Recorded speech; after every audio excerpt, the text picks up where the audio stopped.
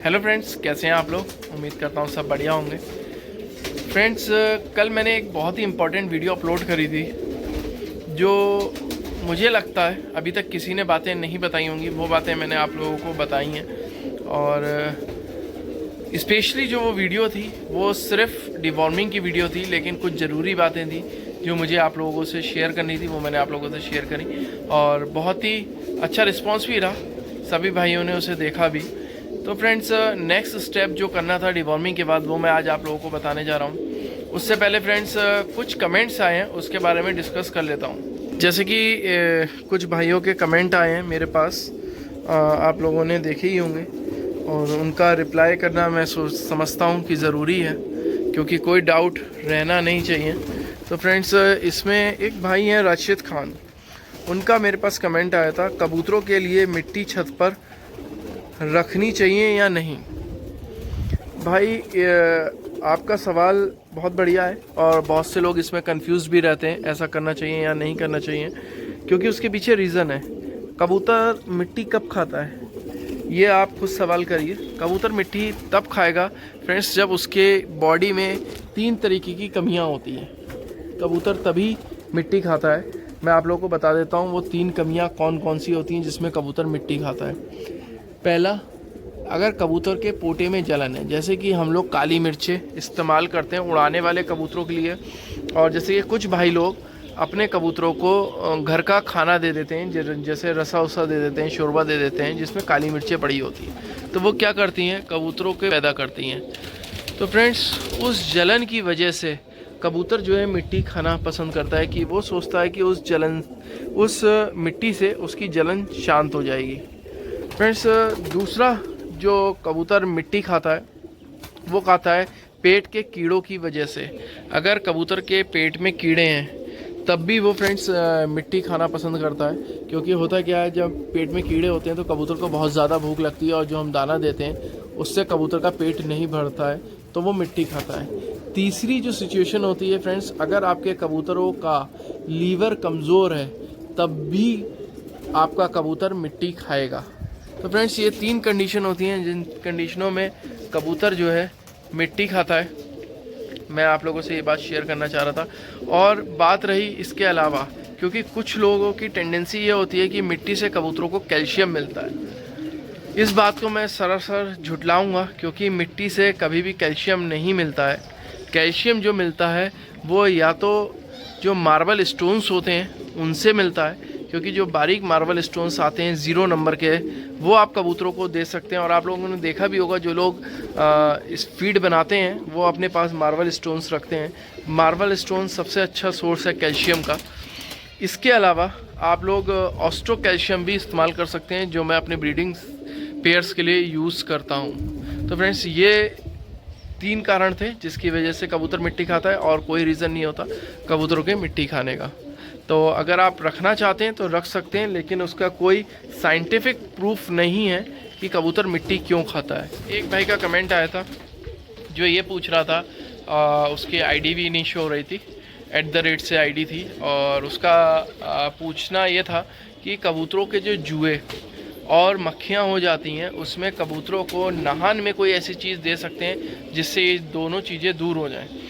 तो भाई, मैं आपको बता दूं, ये जुए और मक्खियाँ होती क्यों हैं। कबूतरों को जुए और मक्खियाँ तब होती हैं जब या तो आपका कबूतर किसी सीलन वाली जगह पे बैठ रहा है जहाँ पे सीलन रहती हो ज़्यादातर, या फिर आपका कबूतर नहाने के बाद आप लोगों ने गीला बंद कर दिया, ये भी एक कारण होता है मक्खियों के पैदा होने का। फिर आप कोई एक ऐसा कबूतर बाहर अपने ब्रीडिंग सेटअप में या फिर अपने उड़ाने वाले सेटअप में ले आए हैं जिसके पहले से लीखे या मक्खियाँ आएँ, तो ये बहुत जल्दी मल्टीप्लाई होती हैं, 1 से 2, 2 से 4 बहुत जल्दी मल्टीप्लाई होती हैं। इस वजह से भी आप लोगों के यहाँ मक्खियाँ और लीखे आ सकती हैं। और फ्रेंड्स, आप लोगों को बता दूं, अगर आप लोगों को मक्खियों से नेचुरली निजात पाना है तो उसका एक बहुत ही अच्छा तरीका है, नहान में पोटेशियम परमैंगनेट का इस्तेमाल करें और कबूतर को हमेशा तेज़ कड़कती धूप में खोलें।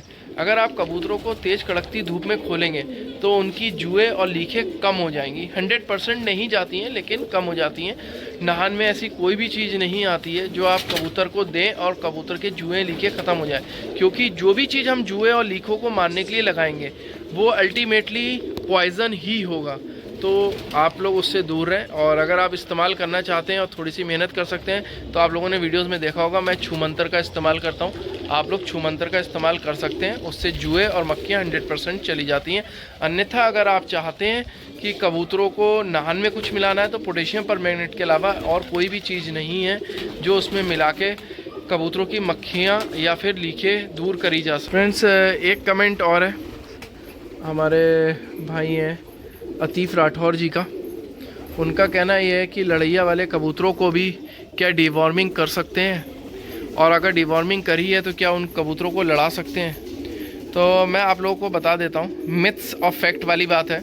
कुछ लोग सोचते हैं डिवॉर्मिंग की वजह से अगर दवाई दे दी हमने तो कबूतर लड़ैया पे गिर जाएगा, लेकिन ऐसा कुछ भी नहीं होता। अगर आपने डिवॉर्मिंग की मेडिसिन दी है कबूतरों को, उससे कबूतरों पे कोई भी फ़र्क नहीं पड़ेगा। आप लड़ा सकते हैं कबूतरों को डिवॉर्मिंग की दवा देके, उससे कबूतर नहीं गिरता है। बस ये ध्यान रखिएगा, जिस दिन आपने डिवॉर्मिंग दी है उसके नेक्स्ट डे आप कबूतरों को चिकनाव दे दें। जो भी आप इस्तेमाल कर रहे हो चिकनाव ताकत का, वो ज़रूर दे दें उन्हें। वैसे कबूतर लड़ैया पे आप डिवॉर्मिंग कर सकते हैं, कबूतर नहीं गिरता है उसमें। और फ्रेंड्स, एक सोनू कुरैशी जी हैं, उन्होंने एक सवाल पूछा है। वैसे तो मैं बता चुका हूँ डिवॉर्मिंग के बारे में कि 10 ml शीशी जो होती है डिवॉर्मिंग की मेडिसिन, वो आप कितने कबूतरों को दे सकते हैं। तो सोनू भाई, वो मैं आपको क्लियर कर चुका हूँ। जो 10 ml की शीशी है आप उसको 8 लीटर पानी में घोल लीजिए और जितना पानी कबूतर पी लें उतना पिला दिए, बाकी पानी फेंक दीजिए। क्योंकि होता क्या, मैं आपको बता दूं, अगर आप कोई भी बॉटल सिरप, कोई भी सिरप आता हो, अगर आपने उसे एक बार ओपन करा है तो उसकी जो लाइफ टाइम होता है वो कम हो जाता है और उसकी एफिकेसी 3 से 4 दिन के अंदर ख़त्म हो जाती है। अगर आप सोचें कि मेरे पास 5 कबूतर हैं और मैं इनको डिवॉर्मिंग करूँगा, बाकी पानी वेस्ट जाएगा, तो उसमें मैं आप लोगों को बता दूं, अगर आप वो शीशी रख भी लेंगे इस सेम क्वांटिटी में, कम पानी और कम दवाई करके भी, तो वो शीशी बाद के लिए बेकार हो जाएगी। अगर आपके पास कबूतर कम है तो आप उसमें टैबलेट का इस्तेमाल कर सकते हैं। एक टैबलेट 500 mg में आती है वो, और आप उसको 5 लीटर पानी में घोल सकते हैं। और हमारे देव भाई का जो कमेंट है जिसमें उन्होंने मुझे कमेंट करा है कि उनके जो जोड़े वाले पेयर्स वाले कबूतर हैं, ब्रीडिंग पेयर्स, वो लंगड़ा रहे हैं और सूखे में भी आ रहे हैं। तो भाई, आपके यहाँ जो कबूतरों में कमी है, सबसे पहले तो आप डिवॉर्मिंग करिए अपने कबूतरों की, जो ब्रीडिंग पेयर्स हैं उनकी। उसके बाद ऑस्ट्रो कैल्शियम अपने कबूतरों को चालू करिए लीवर टॉनिक के साथ। ब्रूटोन लीवर टॉनिक जो मैं चलाता हूँ, वो ऑस्ट्रो कैल्शियम आप लोगों को आने वाली वीडियो में दिखा दूँगा। ब्रीडिंग पेयर्स में मैं इस्तेमाल करता हूँ और किस तरीके से इस्तेमाल करता हूँ वो भी आप लोगों को बताऊँगा। तो आप ये 2 चीज़ें इस्तेमाल कर सकते हैं जिससे आपका कबूतर सूखे में नहीं आएगा। अगर आपने डिवॉर्मिंग कर दी तो आपका कबूतर सूखे में नहीं आएगा। और कोशिश ये करिएगा उन्हें घर की सब्जियां ना डालें, कबूतरों को फीड पर ही रखें तो ज़्यादा बेटर है। और एक और हमारे भाई हैं जिनका मैसेज आया है, उनका कहना ये है कबूतरों की आँखें ख़राब हो रही हैं और सुस्त हो रहे हैं। तो भाई, आप एक काम ये करिएगा, एहसान नाम है आपका, आप एक काम ये करिएगा, कबूतरों को आप बेटनीसॉल दे सकते हैं आधी टैबलेट जिनकी आंखें आ रही हैं, और साथ में सिप्लॉक्स प्लेन वाली जो टैबलेट आती है 250 mg की, वो आधी टैबलेट। ये 2 आप 3 दिन दीजिए कबूतरों को। बंद करते समय आपके कबूतर ठीक हो जाएंगे। और साथ में उनको आई ड्रॉप डाल दीजिए सिप्लॉक्स डी। आप ये डालेंगे तो आपके कबूतर 3 से 4 दिन के अंदर बिल्कुल ठीक हो जाएंगे। सो फ्रेंड्स, ये कुछ कमेंट्स आए थे जिनका मैंने सोचा मैं आप लोगों को वीडियो में ही जवाब दे दूं, और आप लोगों के समझ में भी मुझे उम्मीद है आ गया होगा। बाकी आज मैंने अपने कबूतरों को ब्रूटोन दिया है और किस तरीके से दिया है वो आप लोगों को दिखा देता हूं। और एक बार आप इस वीडियो को ध्यान से देखिएगा। डिवॉर्मिंग करने के बाद ब्रूटोन का इस्तेमाल इसलिए करिए क्योंकि ये जो है एनिमल्स का लीवर टॉनिक है फ्रेंड्स। और इसको यूज़ करने का तरीका मैं आप लोगों को बता देता हूँ। पर लीटर पर ml, अगर आप पानी रख रहे हैं 5 लीटर तो 5 ml उसमें आप ये ब्रूटॉन सिरप डाल सकते हैं। और इसको देने का मैक्सिमम डेज जो है वो 5 डेज़ हैं। 5 दिन से ज़्यादा ब्रूटॉन कबूतरों पे इस्तेमाल मत करिएगा।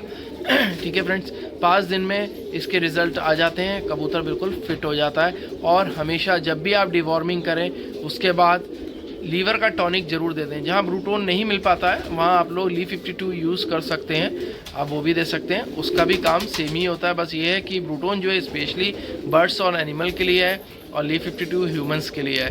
तो ब्रूटोन ज़्यादा अच्छा कारगर साबित होगा Li52 के मुकाबले जानवरों में। ये है ब्रूटोन सिरप जो मैंने आज अपने कबूतरों को दिया है। और आप लोगों को बता दूं, मेरे यहाँ जो कुंडेली में पानी आता है, ये एक कुंडेली में 3 लीटर पानी आता है। तो मैंने इस हर एक कुंडेली में 3-3 ml ब्रूटोन सिरप डाला था सुबह। और मैं इस सिरप को लगभग आपको बता दूं 5 दिन तो रेगुलर दूंगा और उसके बाद इसे रोक दूंगा। आगे का क्या प्रोसीजर रहेगा वो मैं आप लोगों को बताऊंगा किस तरीके से देना है, लेकिन ब्रूटोन का इस्तेमाल आप लोग 5 दिन करिएगा। बाकी जो भी मेरे भाइयों की प्रॉब्लम्स थी वो मैंने सॉर्ट आउट करने की पूरी कोशिश करी है। ये थी मेरी आज की वीडियो। आप लोग कैसी लगी कमेंट करके ज़रूर बताइएगा। लाइक शेयर कमेंट करते रहिएगा, साथ में बेल आइकन प्रेस कर लिए, इससे आने वाली वीडियोज़ की नोटिफिकेशन आप लोगों को मिलती रहेगी। Thank you friends.